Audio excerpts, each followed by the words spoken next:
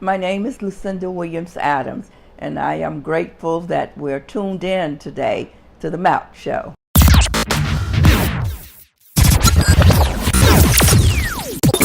You are now tuned in to Sure-Handed TV. It's the Malc Show, baby. Oh, Lord.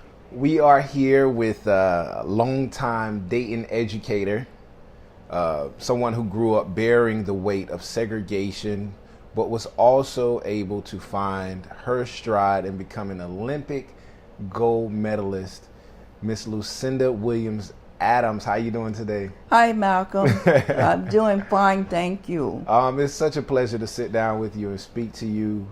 I'm just humbly honored to have this opportunity to sit with you. But I wanted to talk about your journey, not only for or just on the Olympics, but your life. Yes. Being that you grew up in Georgia. Yes. You grew up in, what was it, Savannah or? Yes, Savannah, and a little small town really outside of Savannah. Oh, okay. But I went to school in Savannah, and my parents lived in a little small town called Bloomingdale, Georgia, about 12 miles from Savannah. But all of my basic learning and teaching were in that town. Now, how was it for you growing up at that time? Well, it was not easy, but because of having parents who had lived in that time frame and experienced segregation and knew the ins and outs, they always told us to be mindful of knowing who you are, right, and what you can do and what you cannot do. Now, did they have to teach you at an early age, or even do you remember the age you were when they were teaching you that certain places you couldn't go or places you couldn't eat?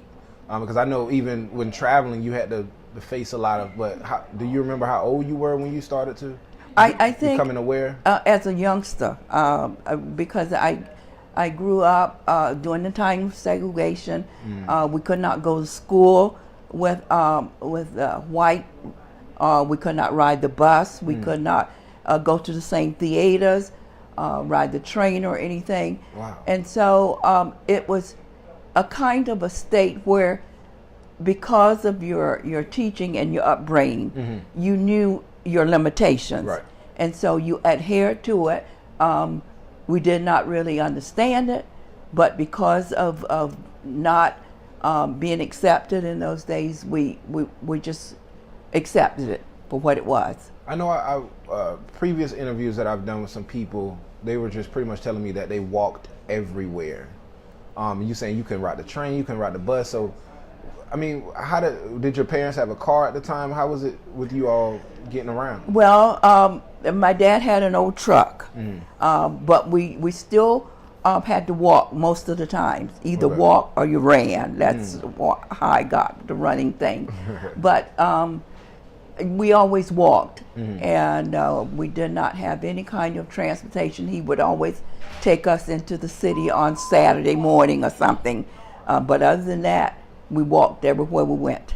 In Georgia, when did you move to Florida? Was it after college or? No, my aunt and uncle lived here in West Palm Beach. Okay. And so every summer, up to the time I started participating in track, my mom and dad would send me down here to spend the summer. Okay. And that's how I grew up here, and that's how I got connected with Greater Antioch. Oh, okay. Were you, now did you get your inspiration here, or were you running in Georgia at the time when you were in high school and everything like that, or when you came here? Because it's different here. We have the beach, and it's just so enjoyable. So did you, because I know you were running with your cousins or family members or other gentlemen outside when you were playing with? My brothers. Okay. I always would try to outrun them. And so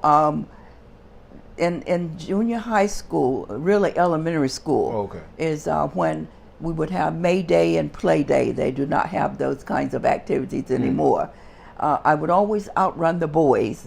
And so when I went on to junior high school, I had a coach, and somewhere in between, he identified that here, this must be a girl that might be able to run. And so he with the identification of him and people encouraging me is when I got my first start, and that was in the 6th and 7th grade. Oh, okay.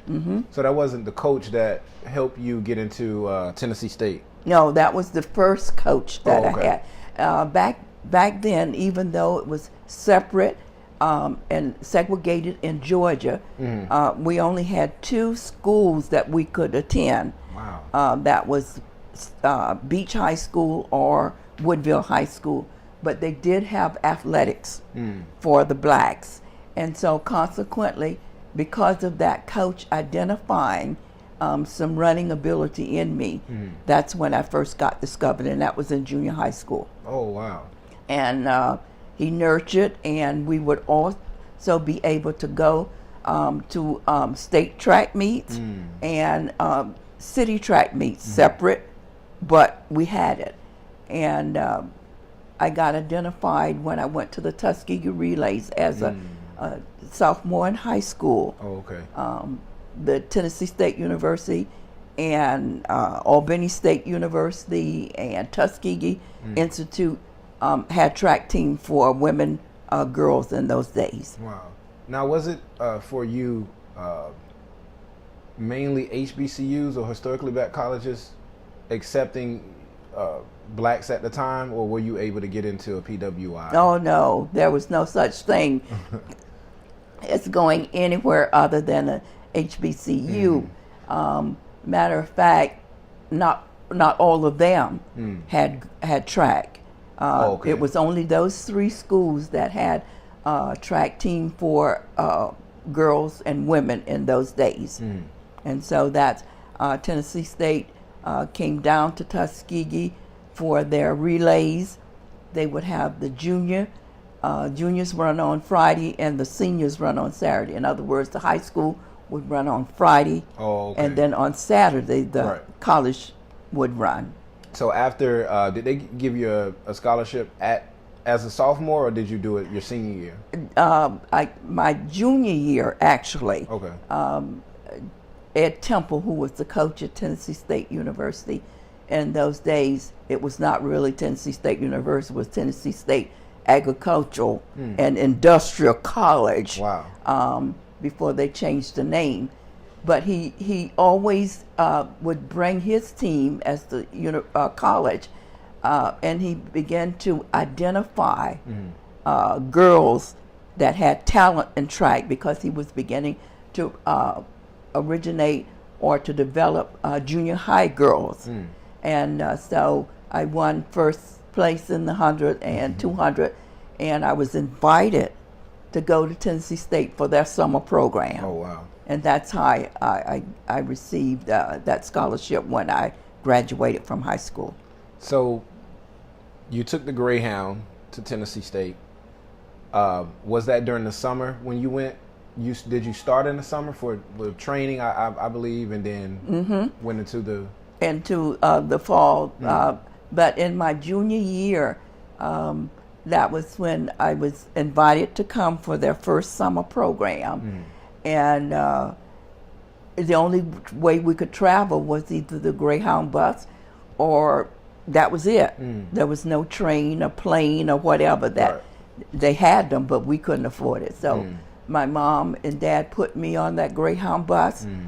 All the people in the area came to see me off. They gave me, as they would say back then, a little piece of money, and my mom would tie it in a handkerchief and would always tell me to put it away. And I would go to Nashville on the Greyhound bus, sit in the back, and they always tell you, you knew the line where you could sit, so you didn't hesitate about going in the back to sit. It seemed pretty popular now that, the back of the bus is where most popular kids, but I mean nowadays we don't really think of it like that. No, everybody goes to the back of the bus now. It does not matter, but you knew from your teaching and your talking to my parents and older people that you were only allowed to sit in the back. You could not sit in the front in those days.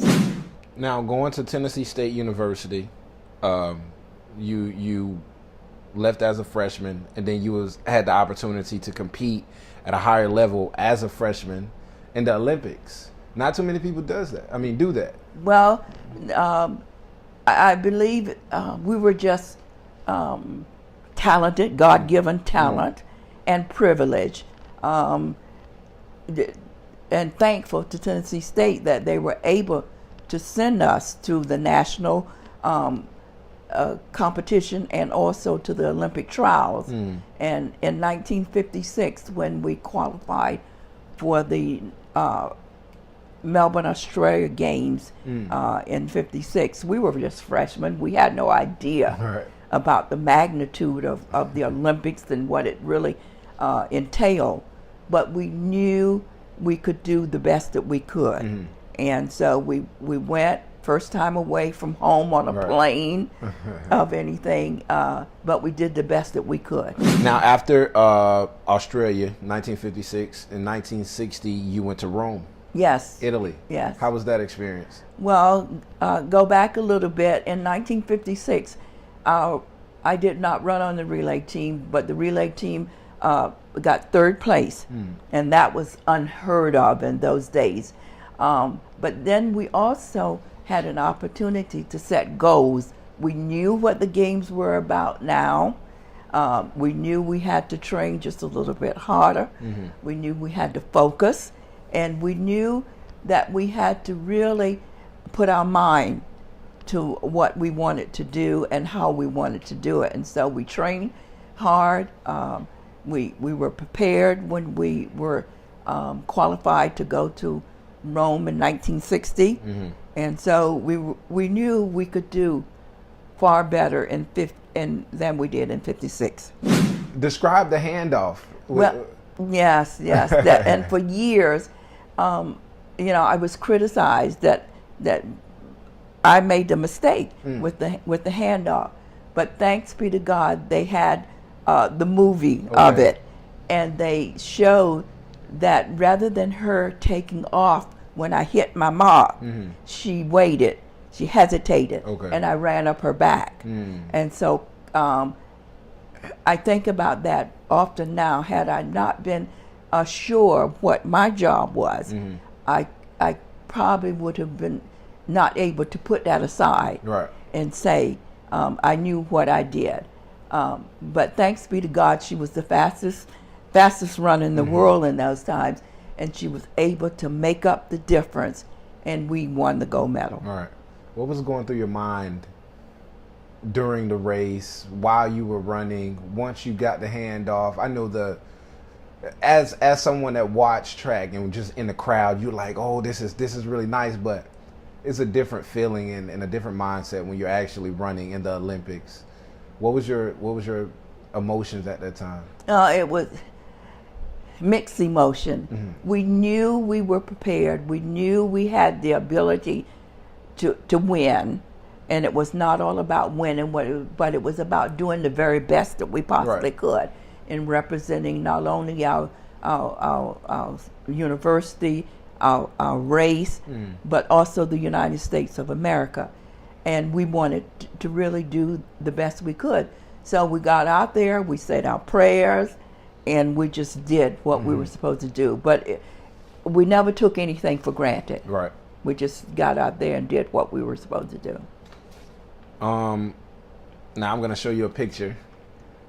Yes, that's the relay team that won the gold medal in Rome in 1960. Okay. The taller one is Wilma Rudolph. And that's from left to right, right? That's from left to right. Okay. The next one is myself, Lucinda Williams Adams. The next one is Barbara Jones. And the first leg is Martha Hudson. And that was the 4 African-American girls from Tennessee State University who won this gold medal. What was your relationship like? Now, you all came from Tennessee State. Yes. That's very rare for 4 women to go into the Olympics, running in Rome and Australia, and you all ran in both both Australia and Rome? There more of the ones in Australia, the ones that were really at the top during those times, they had graduated. So with us, we were part of that first junior team that came up under those girls, and so everything was a sisterhood. Okay. We were close knitted. We took care of each other. We cried with each other. We laughed with each other. We pushed each other, and so it was about doing for each other what we knew we had to do. We had to do this.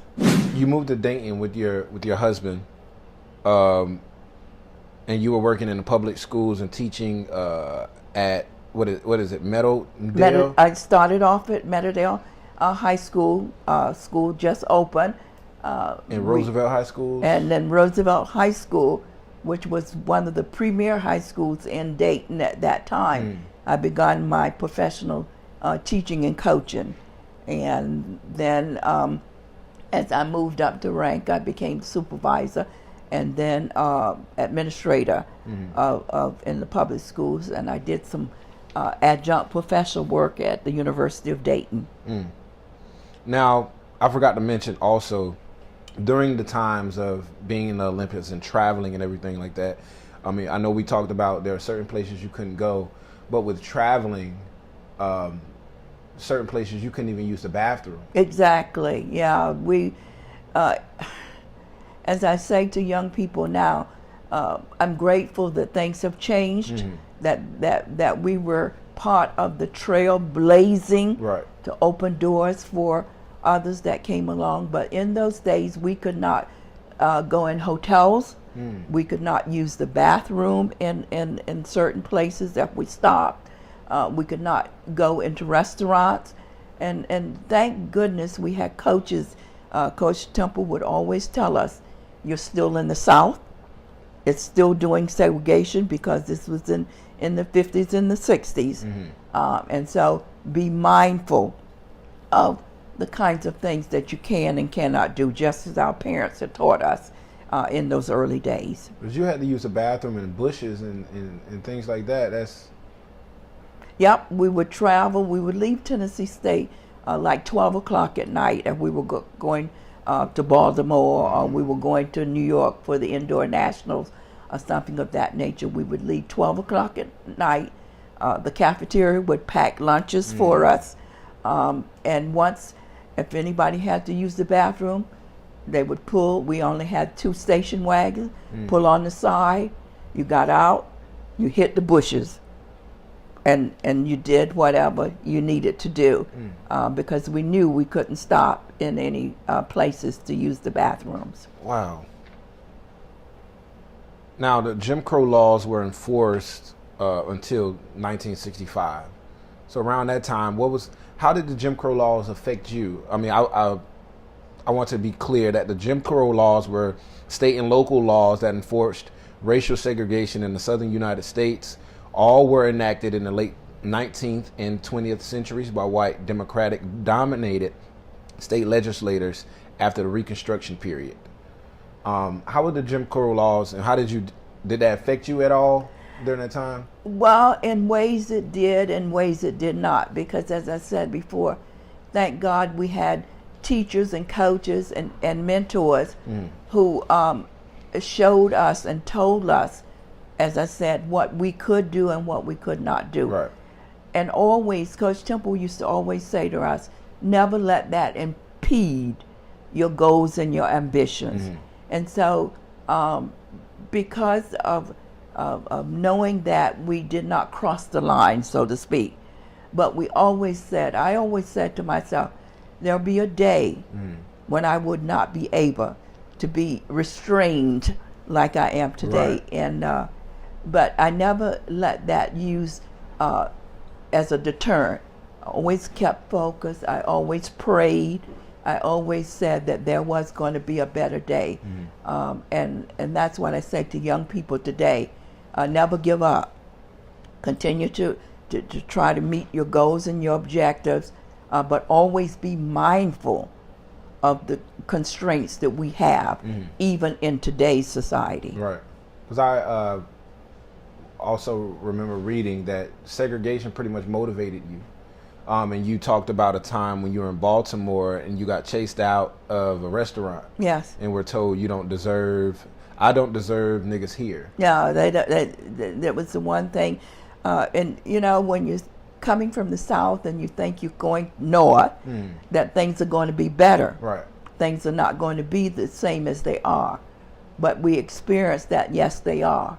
And when the owner said that to us, that we do not serve niggers, we do not serve coloreds, we knew what it meant. And so rather than to cause a problem or confrontation, we just turned around and went away. We did not get into no kind of confrontation with them. Was it hard to eat on the road? Were there some spots that you can eat?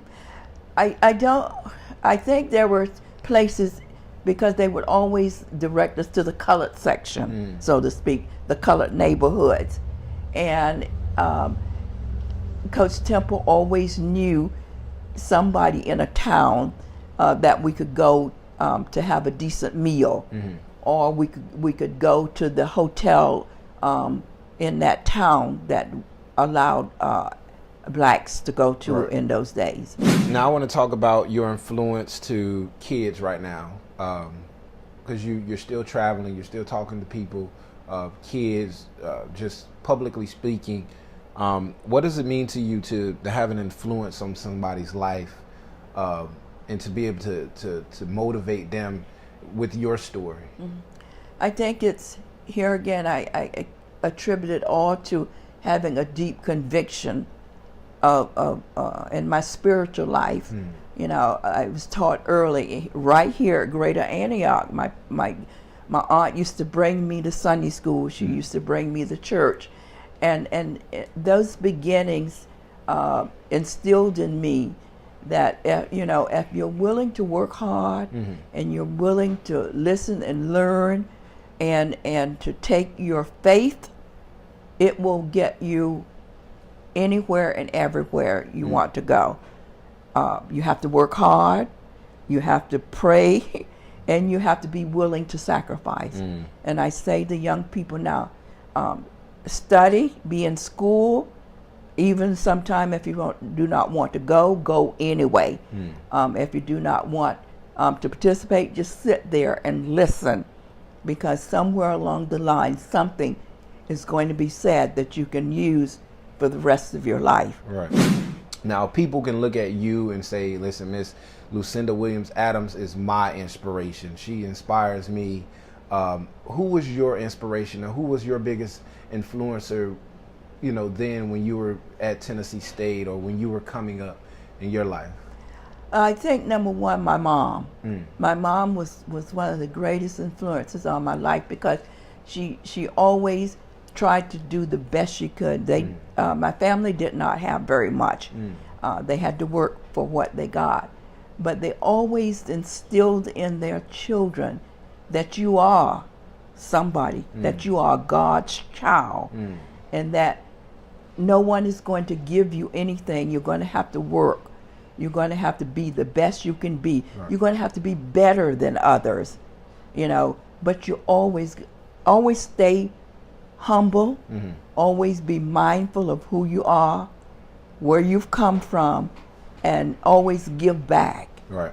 Give back to people, because so many people have been in my life that has given to me, and so that's all I have. I have myself to offer, and to thank God for it.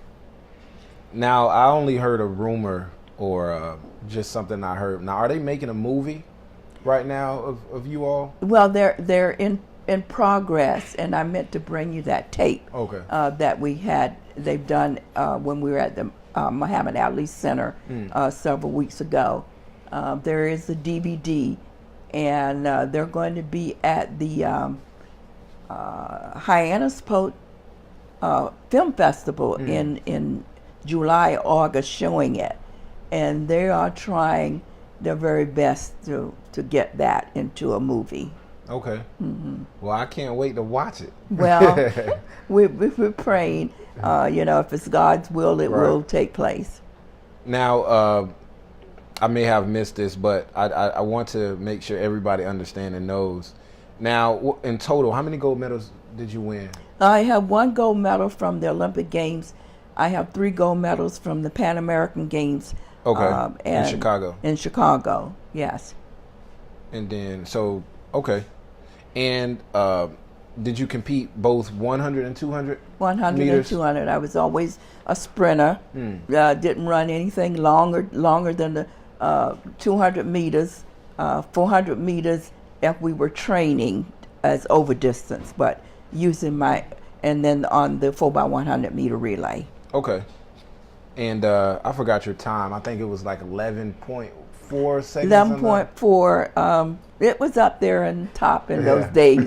Now they're running in the 10s. Right. But we were beginning, and as I said before, I'm so grateful for the opportunities that was afforded us, because I look back on it and I say to young people now, you can do better. Right. than because of all the sciences and all of the technology that is afforded to young people now. They can do much better. Before we leave, if you had anything to say to younger track stars or just younger people or anybody just needed some inspiration, what would you have to say to them? I would say, number one, keep God in your life. He's a sustainer. He was a provider, and he will help you during the times when you think you're in trouble or you need a friend. Keep positive people in your surrounding. Right. Make sure that your friends and your neighbors and everybody that you run with are positive. And also, you be a role model yourself. Right. If you live the life, you talk the life, you live the life every day. And it's not easy, but it's something that you have to decide. You have to make good choices. Right. Well, I thank you so much for sitting down with me. Great story, great. I love what you've done just for the black community, what you've done for history, and I really appreciate everything you've done for the culture. Well, I want to say thank you to you, and also having known you as a young man, I appreciate it, and I pray God's blessing upon you as you continue to do and contribute. Thank you. In your profession. God bless you.